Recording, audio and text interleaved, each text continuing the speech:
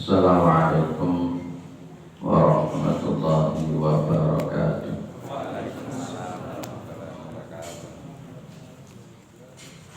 Alhamdulillah, alladzi arsala rasulahu bil huda wa dinil haq liyudhhirahu 'ala ad-dini kulli wa kafa billahi shahida. Asyhadu an la ilaha illallah wa asyhadu anna Muhammadan abduhu wa rasuluhu la nabiyya ba'da. Allahumma shalli ala Muhammad wa ala alihi wa sahbihi wa man tabi'ahum bi ihsanin ila yaumiddin. Amma ba'du. Kita bersyukur kepada Allah Subhanahu wa taala atas segala nikmat yang diberikan oleh Allah kepada kita semua, terutama sampai pada pagi hari ini kita masih diberi kekuatan iman dan Islam, kita masih diberi kesehatan dan kesempatan sehingga kita masih bisa melaksanakan kewajiban kita untuk sholat subuh berjamaah dan kita lanjut yang mengkaji agama Allah Subhanahu wa taala.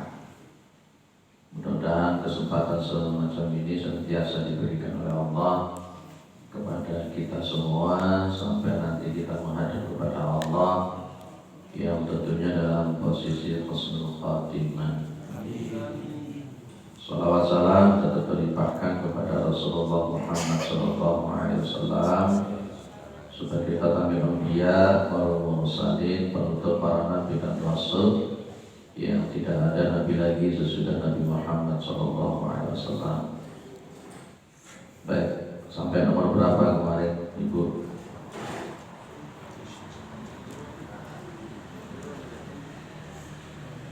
Sampai nomor lali.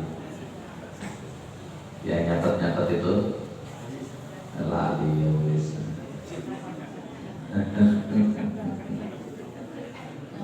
Tali kasaulah sepisan.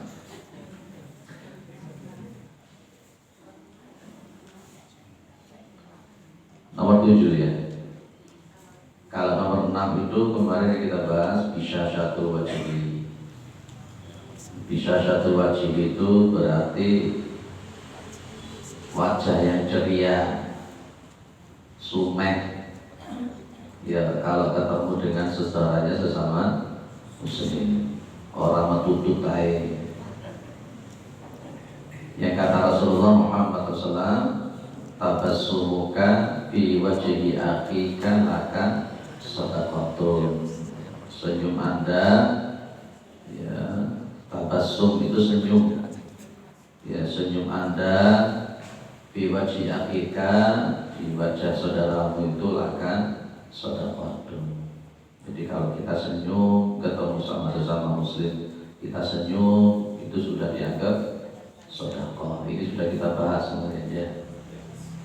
Ya, nomor 7, adamu ikhlabil wa'di.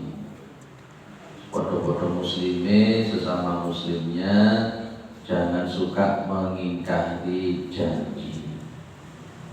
Ojo suka nulayai janji. Itu termasuk bagian daripada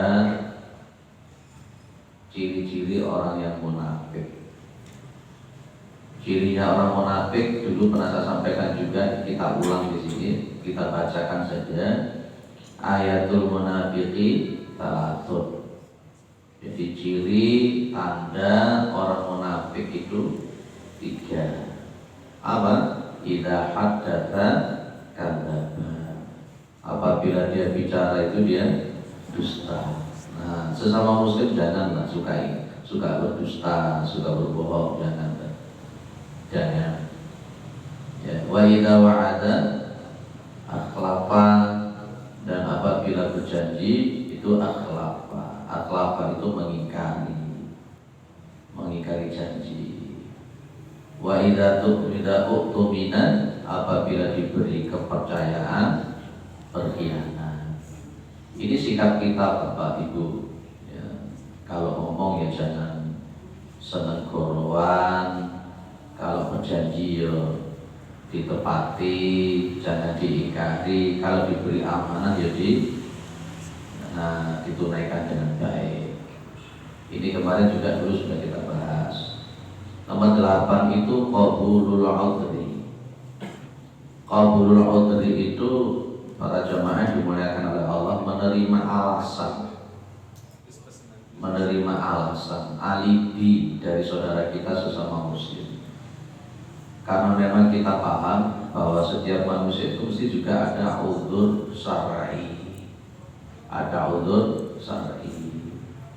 Ya, namanya orang sudah berusaha. Dulu sudah saya bilang begini ya Bapak Ibu, jangan sekali-kali kita itu menggunakan nama Allah kecuali di dalam hal yang baik.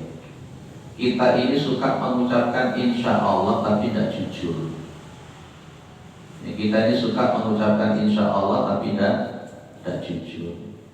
Kita bilang sama teman kita, insya Allah saya datang, ya, mulutnya ngomong insya Allah saya datang, tapi di dalam hatinya itu 100% tidak mau datang.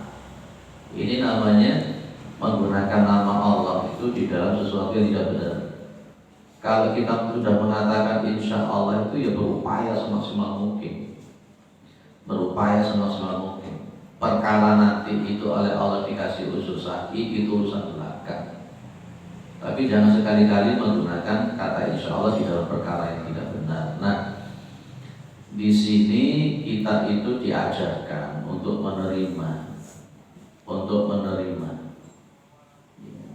bahwa mungkin orang itu ada sesuatu usus syar'i sehingga dia tidak, istilahnya ada toleransi sedikit lah gitu. Umpamanya janjian sama kita, terus ayo nanti kita ketemu jam 10. Ternyata jam 10 belum datang. Kita perlu memahami dulu mungkin, husnudonnya dulu mungkin. Oh dia itu mungkin gak tepat. Beda oleh bolak-balik janji mesti gak tepat, beda lagi itu ya. Janji hari ini gak tepat, janji kedua gak tepat, janji yang ketiga gak tepat, janji keempat gak tepat. Itu jadi karakter itu. Yang perlu seperti itu tidak perlu ditolerir. Ya. Kemudian nomor 9. Yang nomor 9 itu qada'u hawaijil ikhwani wal ashab. Qada'u hawaij itu berarti memenuhi kebutuhan. Ketika mereka itu memang betul-betul orang yang butuh sesuatu, sementara mereka tidak mampu untuk menunaikannya, sebagai seorang teman, sebagai seorang saudara sesama muslim itu berupaya kalau memang punya kemampuan untuk membantu. Ini yang mungkin perlu ditekankan berulang-ulang. Kenapa sih kok banyak orang-orang yang murtad? Dan mereka rata-rata kalau murtad itu karena faktor ekonomi. Sementara umat Islam itu 87% di Indonesia. Ya, 87%. Dan sementara syariat untuk infak, zakat, sedekah itu ada di Islam. Kalau 87% umat Islam di Indonesia, kalau masing-masing 2,5% dikeluarkan zakat, mungkin tidak akan terjadi semacam itu. Ya, mungkin setidak-tidaknya bisa diminimalisir. Kita lihat di sini Bapak Ibu, ahabun nasi ilallah ta'ala anfa'uhum linnas. Manusia yang paling dicintai oleh Allah itu adalah orang yang paling bermanfaat kepada manusia. Ini. Jadi saya ulang lagi, manusia yang paling dicintai oleh Allah itu adalah manusia yang paling bermanfaat kepada manusia yang lain. Dalam hadis yang lain bunyinya gimana? Khairun nasi anfa'uhum linnas. Sebaik-baiknya manusia itu orang yang paling bermanfaat kepada manusia yang lain. Prinsip hidupnya orang Islam itu kan ada 3 ya, kalau yang saya amati di dalam syariat Islam itu. Baik di dalam Al-Quran ataupun di dalam Sunnah itu, kalau kita mengerucut prinsip hidupnya orang Islam itu, 1, dia itu tujuan hidupnya harus jelas. Itu pertama. Jangan amati di dalam Al-Quran. Kalau dalam bahasa orang Jawa itu kan sangkan paraning dumadinya itu sudah jelas. Kemudian yang kedua, prinsip hidupnya orang Islam itu hidup itu harus ada nilai lebihnya. Hidup itu harus ada nilai lebih. Lebih di dalam hal apa? Akhlaknya, ekonominya, ilmu pengetahuannya, kekuatan fisiknya, itu kan nilai lebih. Harus ada nilai lebih. Jadi saya ulang, pertama itu prinsipnya orang Islam itu satu, tujuan hidupnya harus jelas. Nah, kalau orang Islam dia tidak punya tujuan hidup yang jelas itu repot. Ya. Apa bedanya kalau kewan? Kewan itu punya orientasi hidup atau enggak? Terus pokoknya urip itu mana turun sing kawin atau bagus. Betul ya? Ya, beda dengan kita ini. Orang Islam itu harus tujuan hidupnya harus jelas. Kalau tujuan hidupnya harus jelas yang pertama, yang kedua orang Islam itu harus punya nilai lebih. Harus punya nilai lebih. Dari yang lain harus kita punya nilai lebih. Jangan sampai kita ini tidak punya nilai lebih. Dalam hal apa nilai lebihnya itu? Jelas tadi saya katakan, orang Islam harus punya nilai lebih. Satu, dari ilmu pengetahuan. Kedua, orang Islam itu harus punya nilai lebih dari ekonominya. Saya menekankan kita ini umat Islam harus punya nilai lebih di dalam ekonomi. Karena konteksnya nomor 9 ini jelas kok. Qada'u hawaijil ikhwan, membantu saudara-saudara kita. Dan itu semangatnya surah Al-Ma'un, fawaidul lil musallin alladzina hum an salatihim sahun alladzina yura'un wa yamna'unal ma'un. Kalau di dalam Al-Qur'an ada wajahadu bi amwalihim wa anfusihim.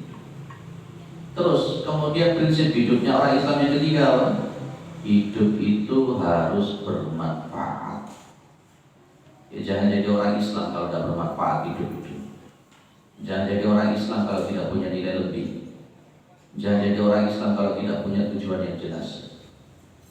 Nah, poin nomor 9 itu adalah prinsip hidup yang nomor 3. Harus bermanfaat kita ini Pak. Kita punya ilmu yang bermanfaat untuk orang lain. Ya, apapun itu, harta kita punya manfaat. Maka di sini disebutkan manusia yang paling dicintai oleh Allah itu adalah orang-orang yang bermanfaat bagi manusia yang lain. Berarti sebaliknya gimana? Manusia yang paling dibenci oleh Allah itu berarti siapa? Manusia yang paling dibenci oleh Allah itu berarti manusia yang tidak punya manfaat apapun sama orang, tidak punya manfaat apapun sama orang lain. Tidak. Isone menggawe mudarat, senengannya isone menggawe susah. Jangan begitu. Maka di sini juga disebutkan wa ahabbul a'mali ilallahi azza wa jalla ya sururun yudkhiluhu ala muslim. Amal-amalan yang paling baik, amalan yang paling dicintai oleh Allah, ya, amalan yang paling dicintai oleh Allah adalah sururun, kebahagiaan, kesenangan yudkhiluhu ala muslim, yang dia memasukkan kesenangan itu kepada muslim yang lain. Itu yang disebut dengan idkhalus surur ala qalbil muslim, memasukkan kebahagiaan, menjadikan orang lain itu senang. Apa kata Nabi pas ketika mengutus para sahabat ke Yaman, yang pada waktu itu Yaman itu masih seperti itu. Nabi cuma bilang basyiru wala tunaffiru, yassiru wala yassiru wala tu'assiru, basyiru wala tunaffiru. Apa artinya Pak? Yassiru wala tu'assiru, mudahkan urusan orang, jangan suka mempersulit orang. Itu pesannya Nabi. Biasanya kita itu kalau suka mempersulit orang, mesti ruwet juga kita itu dipersulit oleh Allah Subhanahu wa taala. Ya, yassiru wala tu'assiru. Jadi permudah urusan orang, jangan suka mempersulit. Basyiru wala tunaffiru, beri kabar gembira, jangan membuat mereka itu lari. Itu prinsip ya. Jadi itu amalan yang terbaik. memasukkan kesenangan, kebahagiaan. Weh, ketika ada orang susah nggak bisa makan, jenengan ngasih makan, doi gitu, sempurna orang, masya Allah. Terima kasih, dan dia kemudian berdoa kepada Allah, masya Allah. Ada orang-orang yang mungkin nggak bisa membiayai sekolah anaknya, ketelai sampai anaknya putus sekolah. Jenengan yang punya kelebihan itu, terus tak bayaran, SPP tak bayarkan. Wah, dia alhamdulillah, ngangkat tangan dia berdoa kepada Allah. Ya Allah, beri rahmat kepada dia kan, insya Allah. Masih ingat ceritanya pengemis yang dapat roti? Masih ingat ya Pak? Ada orang sih mau medit pol begitu. Insya Allah kalau di sini tidak ada ya. Tidak ada bedanya. Mau medit pokoknya wis, medit.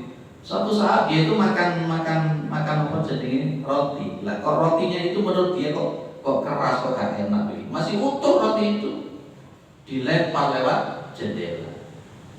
Lah sementara di luar jendela itu, ini kan orang kaya mereka.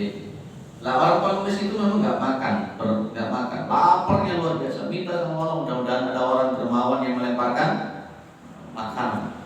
Pas kebetulan dilempar itu diterima sama orang pengemis itu tadi.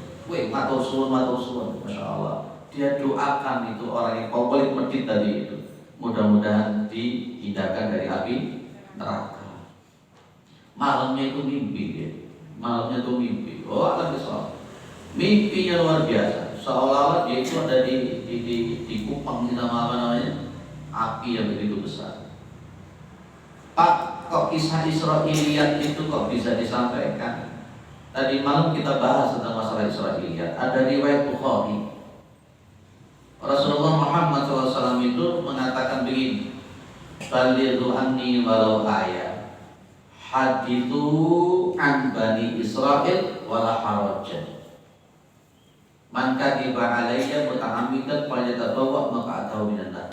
Ini dalilnya kita itu menyampaikan dari cerita-cerita dari kalangan Bani Israil. Dan Israiliyat itu modelnya kan ada 3. Kisah Israiliyat dalam Al-Quran, kisah Israiliyat dalam Sunnah, dan kisah Israiliyat yang tidak ada dari Al-Quran dan Sunnah. Kalau untuk modelnya nomor 3, Nabi bilang la tusaddiquhu wa la tukadzibuhu. Ini kisahnya Bani Israil. Dan kemudian posisinya dia mimpinya loh, seolah api itu mengepung dia, tapi tidak bisa mendekat. Dan kemudian dia bertanya-tanya apa sebenarnya yang terjadi. Ternyata adalah dari sedekah dan doanya pengemis yang mendapatkan roti tadi itu yang begitu sempurnanya luar biasa karena lapar dan dapat roti yang istimewa. Dia mendoakan orang yang memberi lo itu, Pak. Itu di antaranya. Itu di antara panggilan. Dan nanti akan kita lihat di bawah itu. Dari yang saya sampaikan di bawah itu nanti ada. Lihat.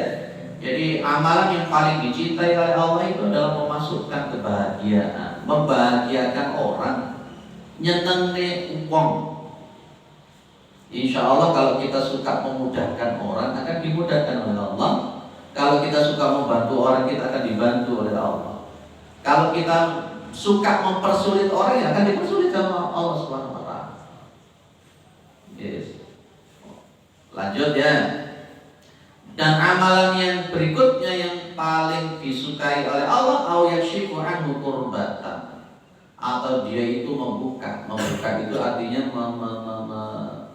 mengurai kesulitan orang lain. Ya bahasa Jawa ini lewat ngomong ketelai dibantu. Yadul ulia khairun min yadis sufla. Tangan yang di atas itu lebih baik daripada tangan yang di bawah.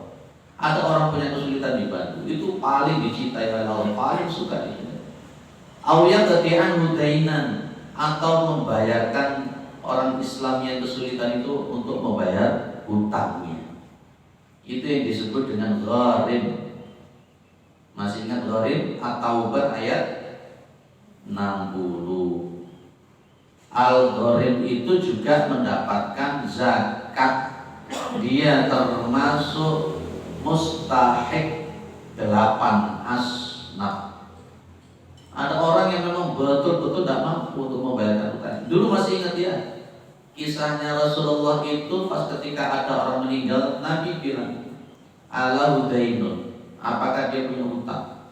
Naam ya Rasulullah, dia punya utang. Nabi bilang, saya tidak sholat, saya tidak nyolatin dia, saya tidak nyolatin dia. Lo itu loh Pak, punya hutang cuma 3 dinar itu. Coba jangan amati di dalam kitab Ahkamul Janaiz. Punya hutang 3 dinar gak nyaur, mati. Rasulullah gak mau nyolatin. Dan akhirnya kemudian ada orang yang ngacungkan tangan, ana ya Rasulullah, nah saya yang melunasi hutangnya, yang membayar hutangnya 3 dinar itu. Langsung Rasulullah mau menyolati. Loh itu kan luar biasa. Nanti kalau jenengan lihat di Qasasus Sabiqin fil Islam, kitab Qasasus Sabiqin fil Islam, fadilah untuk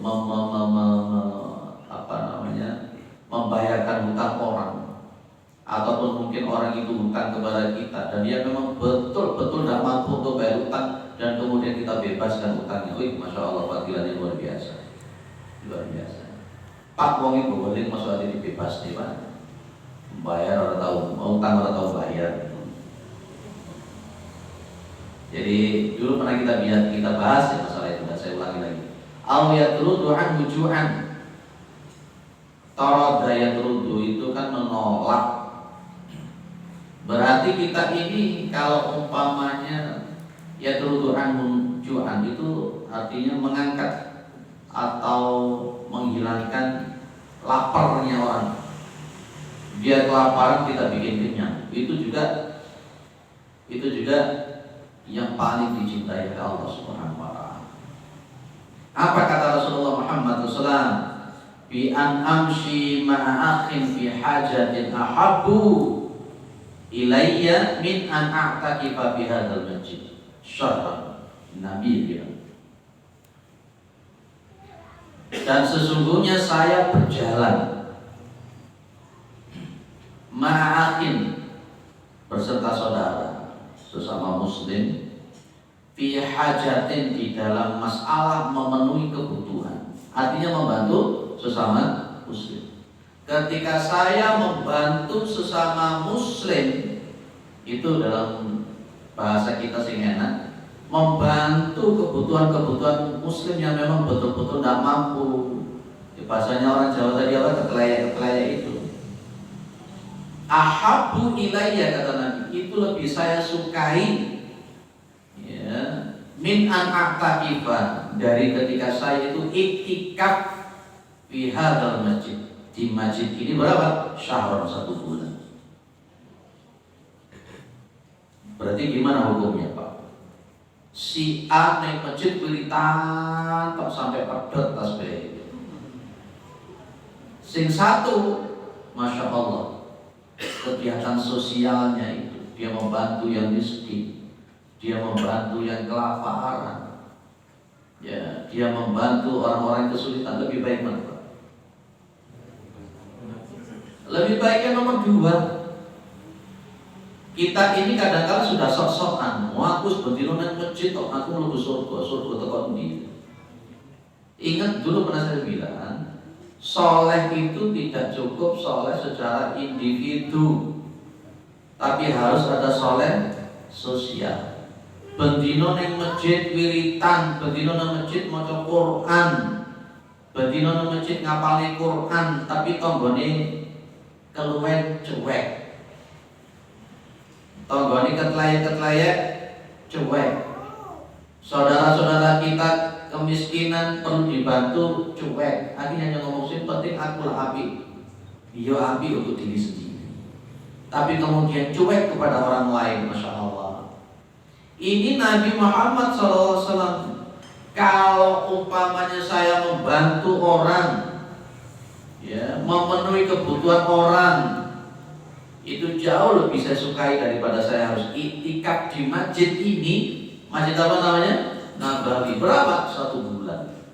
Padahal kalau di Masjid Nabawi 2 rakaat itu berapa? 1000.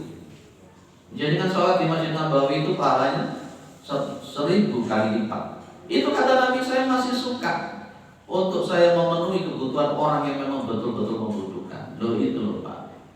Kadang-kala kita itu sudah sok-sokan, kamu nggak tahu naik masjid. Husnudon, kira-kira orang itu tidak mau ke masjid, kira-kira sekarang ada di posisi di Sidoarjo, posisinya ada di Malang Selatan. Dia berjamaah di sana dan dia mengentaskan kemiskinan orang-orang yang dimurtadkan itu. Sementara kita di sini enjoy saja. Sementara mereka berjuang untuk mengatasi kemurtatan yang ada di Malang, di Sumber Mancing Wetan, Sumber Mancing Kulon. Dulu 100% Islam, sekarang itu tinggal berapa orang-orang Islam? Untuk boleh masjid aja susah. Dan teman-teman kita banyak yang all out untuk datang ke sana, membangun masjidnya dan sebagainya. Ya, akhirnya nggak kelihatan di masjid kita. Kemudian kita sosok, nggak tahu lo punya masjid ini. Kita nggak tahu dia masuk masjidnya kemana. Dan dia jauh lebih baik. Kenapa? Dia memenuhi kebutuhan sesama muslim, menjaga supaya mereka tidak murtad. Itu jauh lebih baik daripada kita cuma di masjid ini saja. Lihat ya Pak, itu yang dimaksud oleh Rasulullah Muhammad SAW. Makanya ini yang kita sebut dengan ghirah. Ghirah itu kalau dalam Ibnu Qayyim al-Jauziyah di dalam kitab Ad-Da'wah itu setidaknya namanya ghirah itu betul-betul tidak suka, benci kalau maksiat itu terjadi, tidak suka kalau umat Islam, tidak suka kalau Islam itu diinjak-injak. Itu ghirah. Tidak cukup kita hanya di masjid, itu tidak cukup Pak, betul tidak cukup. Ya, makanya memang di antara yang membuat Islam hancur itu kan penyakit wahan itu kan ya. Masih ingat dengan penyakit wahan? Ketika Rasulullah Muhammad SAW telah mengatakan bahwa yushiku bikumul umam antada'a alaikum kama tada'a al-aqlata ila qas'atiha. Jadi umat Islam itu disuruhkan oleh Rasulullah itu qas'ah. Makanan yang dikosah, kosah itu kan piring gede, dimakan, disantap, di sana sih direbutkan. Ya, termasuk nanti di tahun 2024 kita itu mirip dengan makanan yang ada di piring-piring besar, diperebutkan suaranya untuk menjadi presiden. Beda sih kira-kira.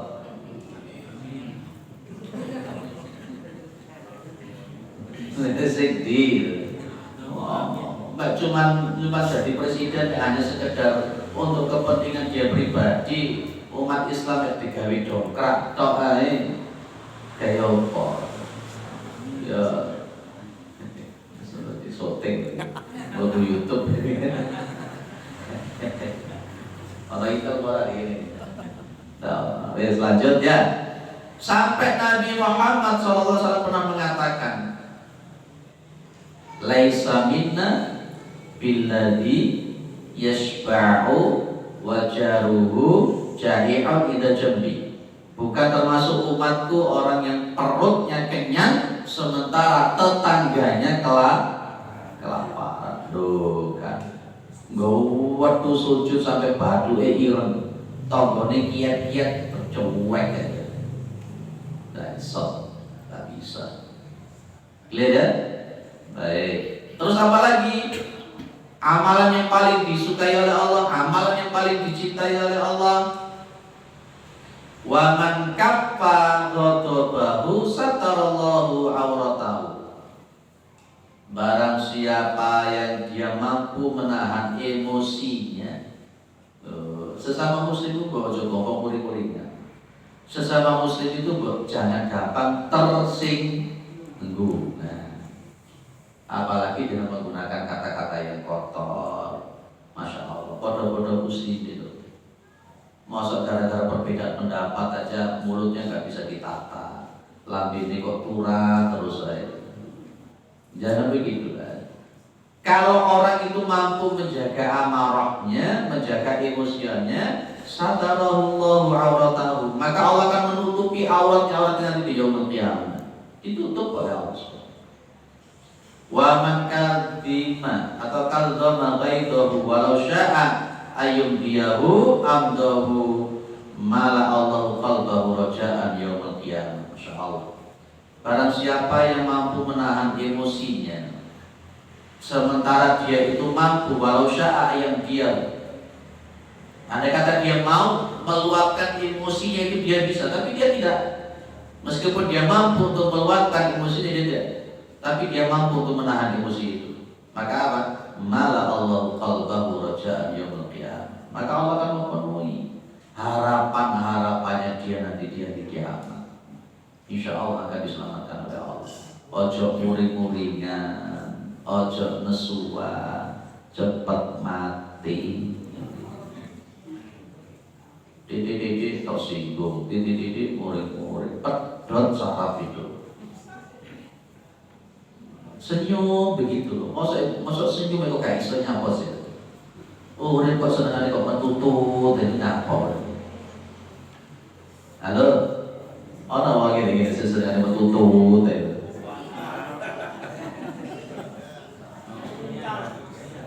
Mlebu nang masjid, senyum gak iso, salam gak iso, ngaji gak gelem, nek mlebu mek salat 5 waktu tok baru metu. Seolah-olah selain kelompoknya dia itu tak bener kabeh sapa sing ngajari model kayak begini. Ya pakaiannya pakaian seolah-olah sunnah, tapi yo atine dudu sunnah. Utake dudu sunnah. Lihat ya.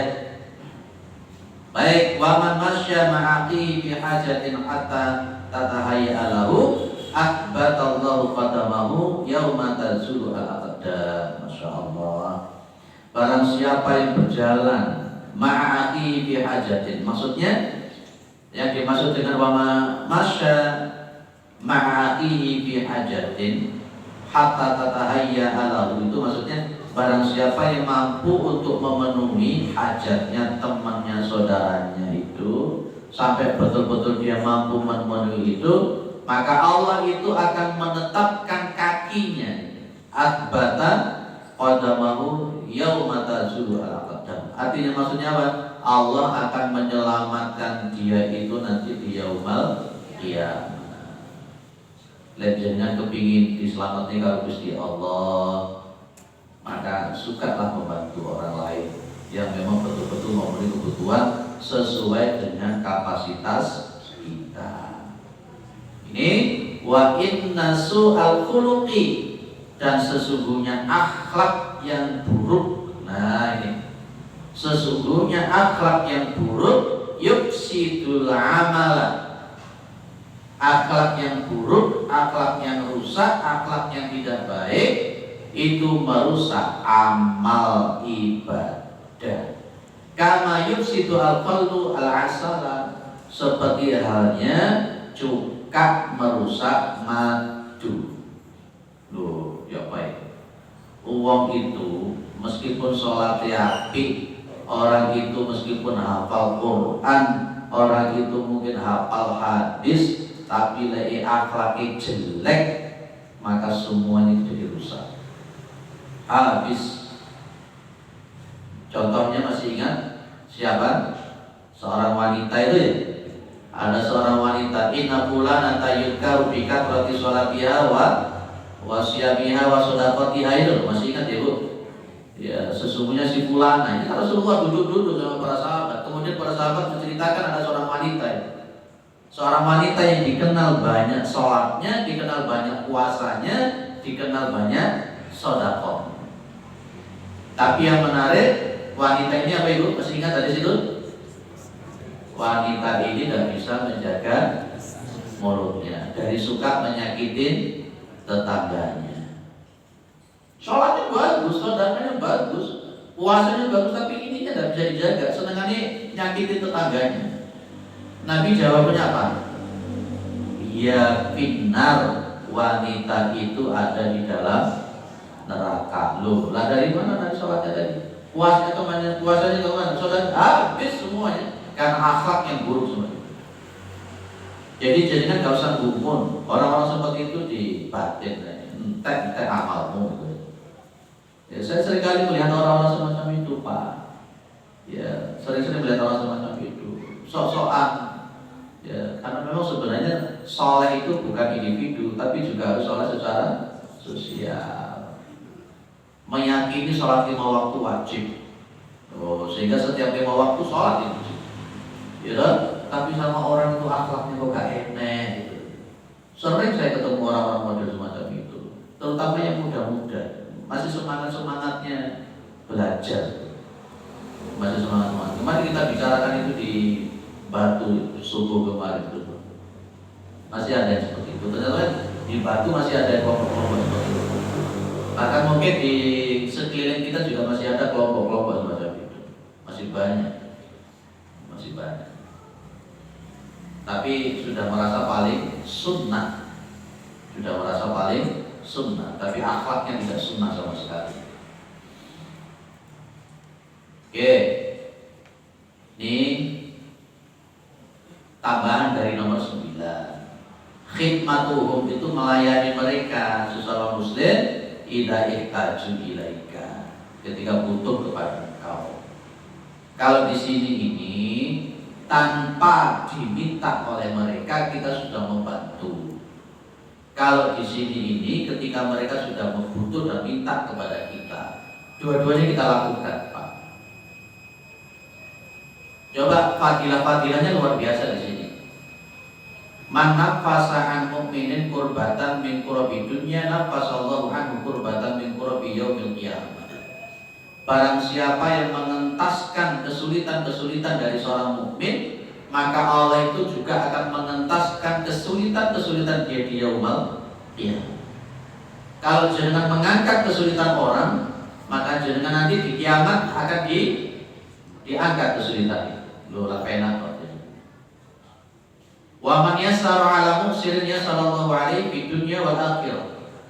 Barang siapa yang memudahkan kesulitan Jawa orang lain, maka Allah akan memudahkan kesulitan dia di dunia maupun di akhirat. Kurang penak ya kok. Saya ulang, di sini hadisnya, kalau orang itu memudahkan kesulitan orang, Allah akan memudahkan kesulitan dia di dunia dan akhirat. Kalau tadi itu mengangkat kesulitan orang, mengentaskan kesulitannya orang, ya, kesengsaraan orang, nanti di yaumul qiyamah itu akan diangkat kesulitan-kesulitan kita. Terus apa lagi? Kata Rasul, wa man satara musliman satarahullahu fid dunya wal akhirah. Barang siapa yang menutup aib orang Islam, maka Allah akan menutupi aibnya dia baik di dunia maupun di akhirat. Terus, wallahu fi auni al-'abdi maka al-'abdu fi auni akhihi. Allah itu akan menolong seorang hamba selama hamba itu mau menolong saudaranya. Loh, kalau jenengan nolong ya ditolong Gusti Allah. Lek jenengan gak gelem nolong ya gak ditolong Gusti Allah. Jenengan lek memudahkan ya dimudahkan sama Allah. Jenengan lek menyulitkan ya disulitkan sama Allah itu loh. Itu konteksnya faman ya'mal mithqala dzarratin khairan yara sama wa man ya'mal mithqala dzarratin syarran yara. Itu patokan. Baik, saya lanjut ya. Wa man salaka tariqan yaltamisu fihi ilman. Barang siapa yang menempuh suatu jalan di dalam rangka untuk menempuh ilmu, maka sahalallahu lahu bihi tariqan ila jannah. Gampangane gini, sapa wonge dia menempuh jalan dalam rangka untuk menuntut ilmu, Allah akan memudahkan jalannya menuju surga. Jalan yang paling gampang untuk masuk surga itu apa? Ilmu. Di sini oleh Rasulullah kemudian diberikan motivasi kita. Wa ma ijtama'a qaumun fi baitin min buyutillah. Tidaklah suatu kaum mereka itu berkumpul di rumah-rumahnya Allah, namanya masjid. Untuk apa? Yatluna kitab Allah. Mereka membaca kitabnya Allah. Wa yatadarasunahu bainahum, dan mereka saling mengajari tentang ayat-ayat Allah. Ada tilawah hukmiyah, ada tilawah lafziyah. Kalau yang semacam ini namanya tilawah hukmiyah. Berarti kita posisinya sekarang ada di dalam hadis ini. Kita kumpul di rumahnya Allah, kita membaca secara hukmiyah syariatnya Allah, mengajarkan ayat-ayat Allah, mengajarkan syariatnya Allah.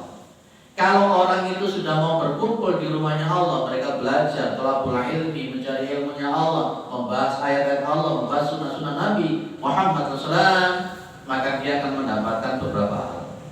illa nazalat alaihim sakinah, kecuali mereka akan diturunkan, diberikan ketenangan-ketenangan. Ya, wa ghasyiyatuhum rahmah, dan mereka akan diliputi rahmatnya Allah. Yang ketiga, wa hafathumul malaikat. Malaikat itu, ya, masih ingat dengan hadisnya Nabi? Rasulullah mengatakan innal malaikata latadhu ajnihataha ridha litolabil ilmi. Malaikat itu, kata Nabi, sesungguhnya malaikat itu meletakkan sayap-sayap mereka untuk apa? Ridha litolabil ilmi, karena hormat, menghargai orang-orang yang mencari ilmu. Itu juga diantaranya makna mahafatul malaikat. Di dalam riwayat-riwayat yang lain, selama jenengan ada di masjid, ada namanya intidharus sholat ibadah sholat. Intidharus sholat ibadah sholat, menunggu sholat setelah melakukan sholat.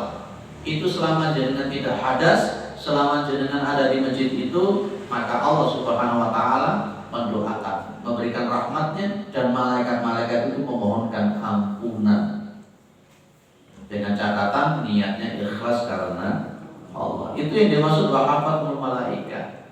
Terus wa dzakarahumullahu fi man indahu, dan Allah itu akan menyebut mereka itu sebagai hamba Allah.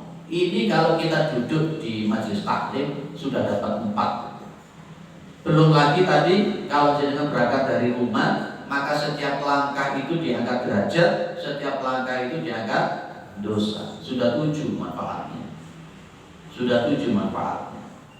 Ya, nomor 8, selama jenengan itu tidak hadas di dalam masjid itu, ya, tidak hadas di dalam itu, malaikat akan senantiasa memohonkan ampunannya. Ya, nomor 9 fadilahnya itu, ketika jenengan menuntut ilmu semacam itu, kalau ternyata Allah berkehendak nyawa jenengan dicabut, maka jenengan matinya itu mati syahid. Syahidnya syahid akhirat. Ya, tetap disolati, tetap dimandikan, tetap dikafani, tapi dalam pandangan Allah orang ini syahid. 9 loh Pak. Fadilahnya jenengan tunggu duduk untuk mendengarkan kajian. Loh Pak, aku turu ya Pak, iya Pak.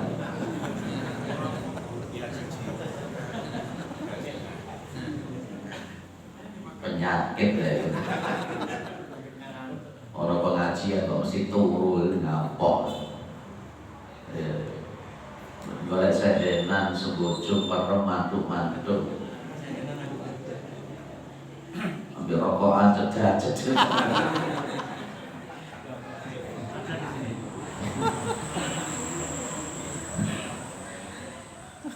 Bagus. Angel.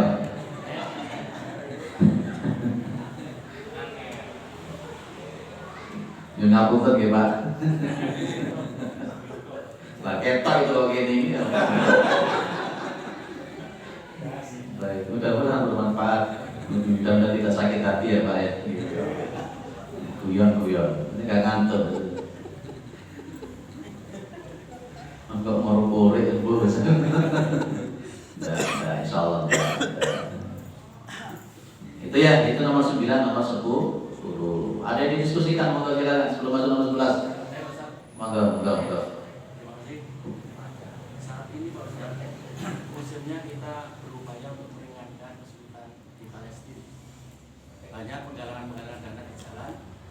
Seandainya tidak sudah dana tersebut tidak tersalurkan, bagaimanakah pemberi bantuan itu akan tetap menjadi amalan atau berbanding? Terima kasih. Maka poin yang pertama, untuk menyalurkan bantuan itu taruh di lembaga yang terpercaya. Iya, Muhammadiyah itu membantu Palestina sebanyak 40 miliar. Ada ormas yang lain 40 miliar. 40 miliar Muhammadiyah mengirimkan bantuan ke Palestina. Kementerian Sosial mana? Jalan? Kementerian Sosial kita mana? Membantu nggak? Duit pajak ya, di korupsi kata-kata itu kan ngegolkan untuk supaya jadi dinasti politik. Ngomong politik meneh.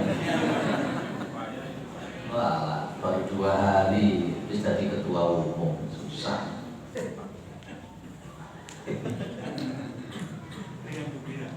Ya, jadi poin posisinya Pak untuk memberikan bantuan semacam ini letakkan di lembaga terpercaya. Kalau kita orang-orang Muhammadiyah taruh di rasisme, ya, dari rasisme itu, dan dengan izin Allah Muhammadiyah menyalurkan 40 miliar. Ya, Menteri Keuangan aja belum tentu, ormas yang lain aja belum tentu. Ya, nah kemudian yang kedua, perkara sampai dan tidak sampai itu kita sudah tidak ada ranahnya Pak. Mau kita pergi dewi langsung ke Palestina ya mungkin. Ya udah dewi rono ya mungkin. Ya sudah, itu menjadi tanggungan lembaga penyalur itu. Kalau Muhammadiyah berangkat sendiri ke sana kan, ya, membangun masjid juga di sana juga ternyata dibom juga sama mereka. Gitu ya sudah, itu ranahnya serahkan kepada Allah SWT. Yang jelas kita punya greget. Ojo sampai terus bantu yo orang tapi ngomong sih gak karuan. Ada 2 video itu yo gregetan juga itu saya itu, yang menuduh Hamas itu sing aneh-aneh. Ya, dari kelompok sebelah kanan dan kelompok sebelah kiri kok bodoh itu. Nah, ya.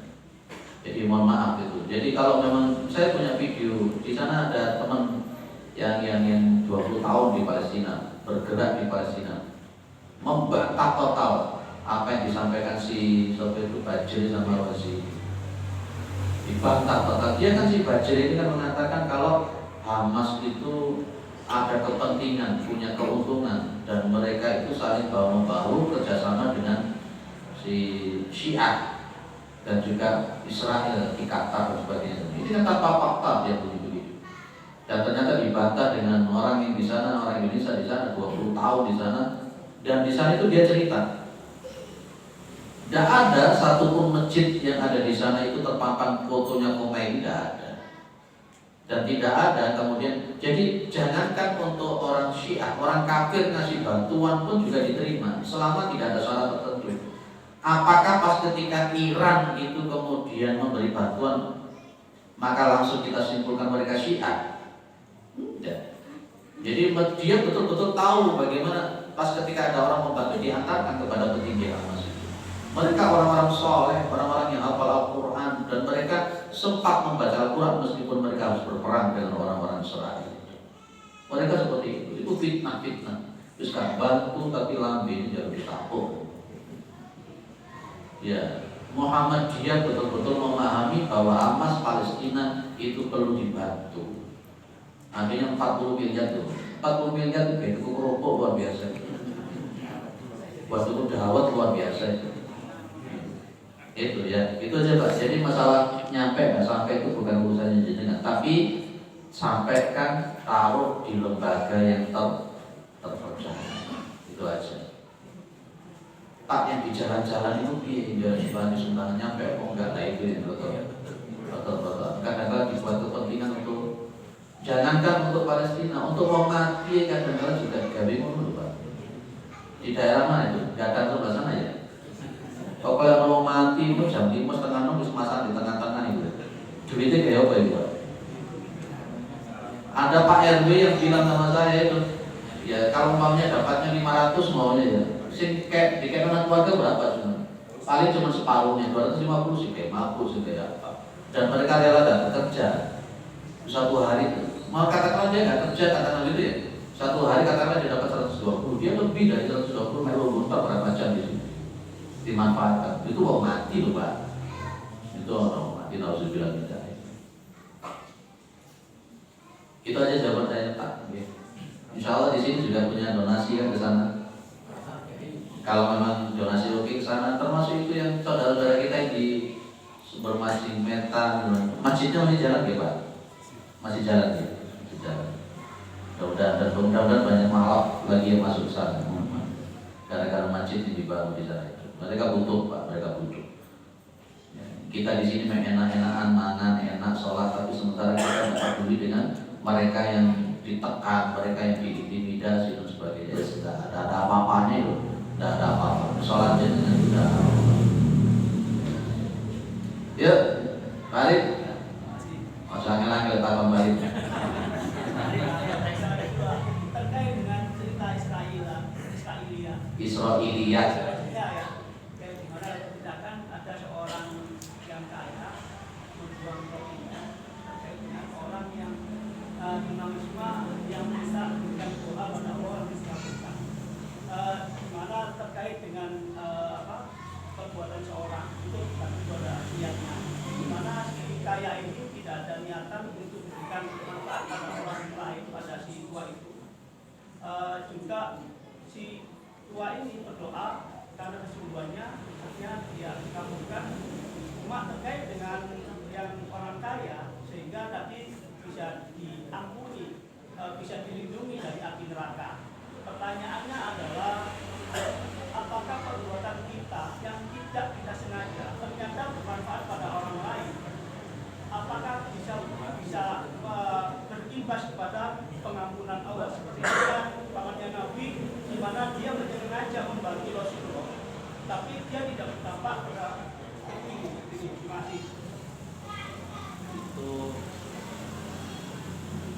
itu komparasi yang kita sebut dengan kias fasid.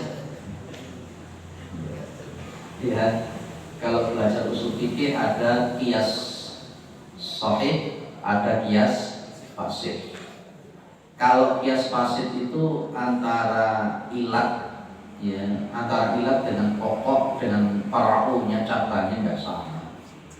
Kalau pamannya Nabi itu tidak bisa dikiaskan dengan orang kaya yang beriman tadi. Kenapa? Karena pamannya Nabi itu syirik, musyrik. Orang musyrik itu sampai welek, kalau dia melakukan kebaikan tidak akan diampuni oleh Allah. Kenapa? Kasarannya kan gini toh. Ono wong itu moro-moro mlebu ning kampus, moro-moro melok kuliah, moro-moro melok ujian. Ya lah, moro-moro nang mlebu ning kampus, melok kuliah, melok ujian. Begitu terus dia lakukan itu, dong-dongi pas wayah wisuda kaki celuk belas. Ijazah juga nggak dapat. Protes dia, saya sudah ikut kuliah, saya sudah ikut ujian kok nggak dapat ijazah. Ya bagian akademik gampang jawabin. Awakmu wis registrasi itu dulu. Oh kamu registrasi ya udah, daftar ya udah. Nah di dalam Islam registrasinya itu tauhid. Asyhadu alla ilaha illallah wa asyhadu anna Muhammadar Rasulullah. Abu Thalib itu musyrik. Abu Thalib itu kafir. Sehingga api kaya ngopo membantu Rasulullah Muhammad SAW, registrasinya tidak ada. Lah maka Nabi tetap mengatakan di dalam hadis yang sahih, Abu Thalib itu disiksa di neraka, tapi oleh Allah diringankan. Tapi saat ringan-ringanin neraka itu piye? Gitu loh. Jadi ini kafir. Dulu ada yang pernah bertanya sama saya, Ustaz, Alfa Edison, kenapa dengan Alfa Edison? Itu yang menemukan bola lampu. Umat Islam maca Quran ya goro-goro manfaatnya Alfa lampu dan sebagainya. Kok kemudian kira-kira kemudian Alfa Edison itu disiksa apa enggak? Saya bilang tetap dia disiksa, dia kafir. Apalagi cuman Alfa Edison, Abu Thalib aja disiksa sama Allah. Jadi gitu Pak. Sebenarnya terkait pertanyaannya gini Pak, bahwa perbuatan yang dilakukan orang Islam tanpa dia sengaja itu berdampak pada beliau, pada orang tadi, orang kaya tadi, sehingga dia dilindungi oleh api neraka. Padahal dia tidak sengaja, padahal perbuatan itu tergantung daripada niatnya. Baik, Allah itu Ar-Rahman dan Ar-Rahim. Allah itu adalah Asy-Syakur. Kadangkala orang itu melakukan sesuatu dalam posisi mubasyaratan. Mubasyaratan itu maunya contoh. Begitu dia enak-enak jalan, terus kemudian dia menemukan batu di jalan, moro-moro dijupuk, disingkirkan. Itu di dalam riwayat Rasulullah Muhammad SAW, orang ini diampuni dosanya oleh Allah SWT. Kenapa itu? dia menyingkirkan gangguan yang membahayakan orang. Itu kalau dalam menurut Imam Al-Ghazali inilah akhlak yang benar. Jadi akhlak itu sebenarnya melakukan sesuatu kebaikan tanpa pemikiran, tanpa pertimbangan. Ini sing angel. Kita melakukan suatu kebaikan tanpa pemikiran, tanpa pertimbangan.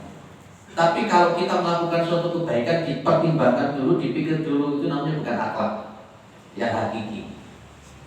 Itu yang kata-kata Imam Al-Ghazali dalam Ihya Ulumuddin itu bi ghairi fikratin wala rawiyatin.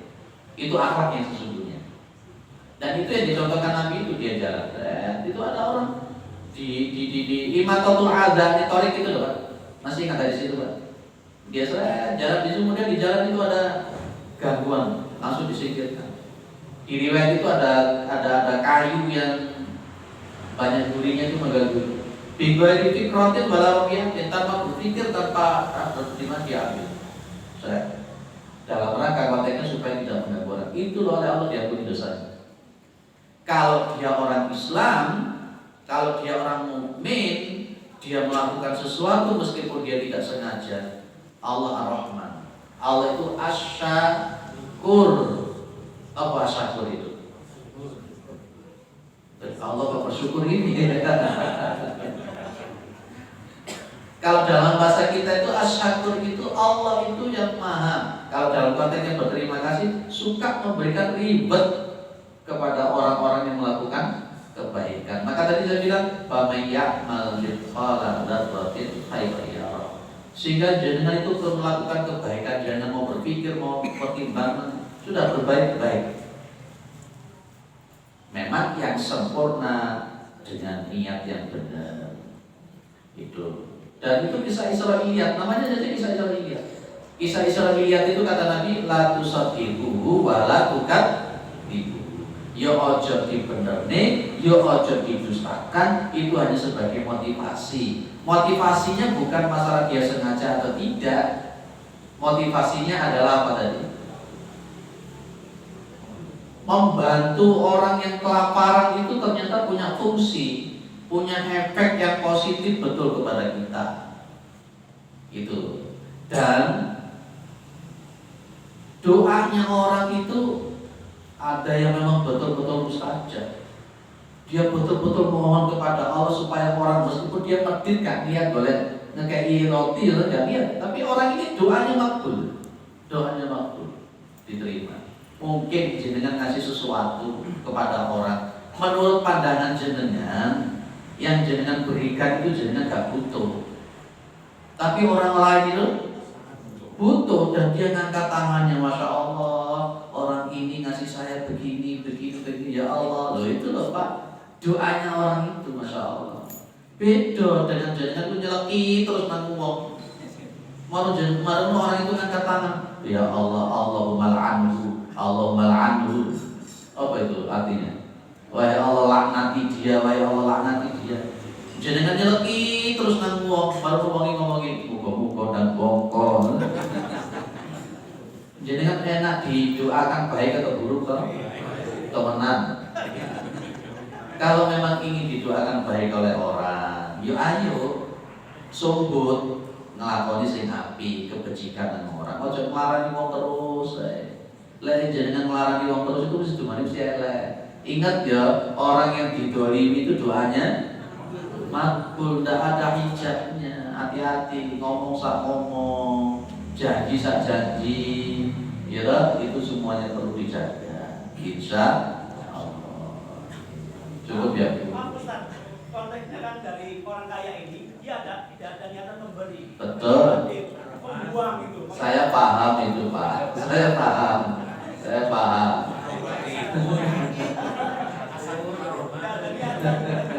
Jadi betul dia membuang. Saya paham itu Pak. Dia nggak sengaja dia itu membuang itu. Tapi doanya orang ini tadi itu yang diijabah oleh Allah. Itu makanya tadi saya bilang hati-hati dengan doanya orang. Nabi bilang apa? Nabi ad-du'a'u silahul mu'min. Doa itu senjatanya orang mukmin. Jangan itu ngono elek terus susah ruwet. tak dengar ngomong rumput terus sebenarnya susah aja orang urip susah ada karuan. Beda dengan tak dengar muga-muga lancar istiqomah apa enak. Baik, cukup nggih. Insyaallah. Jadi di pertemuan bulan depan di nomor 11. Ngajinya ini suwi, gak mari-mari gak kata-kata kita, tapi tidak apa-apa lah. Yang penting perubahannya. Sebenarnya perubahannya, ya perubahan untuk pribadi, perubahan untuk sosial, dan juga perubahan bernegara. Insyaallah. Mudah-mudahan. Baik, baik. Ojo ketulanan. Amin itu sakral loh Pak. Ya. Kalau jangan ghairil maghdubi alaihim waladdallin, amin. Maksudnya jelas. Ya jangan dibuat main. Coba jangan amin tapi maksudnya nangis.